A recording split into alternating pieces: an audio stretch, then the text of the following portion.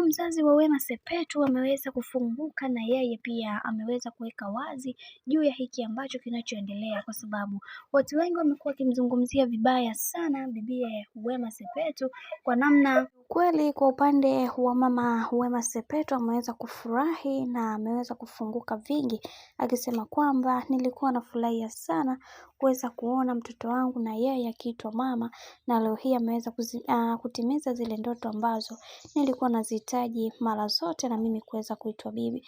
Watu wengi wamekuwa wakimdhihaki na kumpa shutuma mtoto wangu, lakini leo hii Mungu ameweza kusimama upande wake na ameweza kutimiza ndoto ambazo alizokuwa anazihitaji toka muda mrefu.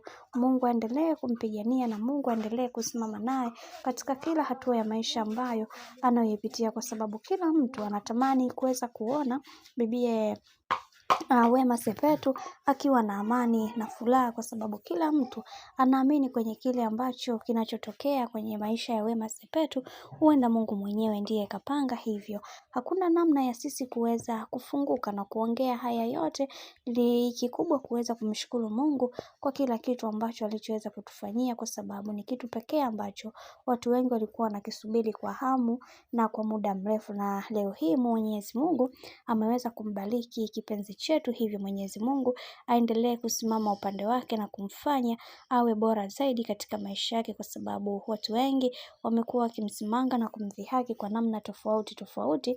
Ni vile tu ambavyo alikuwa hana uwezo wa yeye kuweza kupata ujauzito, lakini Mungu ameweza kusimama upande wake na ameweza kumpatia kile kitu ambacho moyo unapenda. Mungu aendelee kumpigania na Mungu aendelee kumsimamia katika kila hatua ya maisha ambayo anayoipitia kwa sasa. Mimi sina la ziada, wacha nikutakie siku njema na kazi njema, tukutane next time.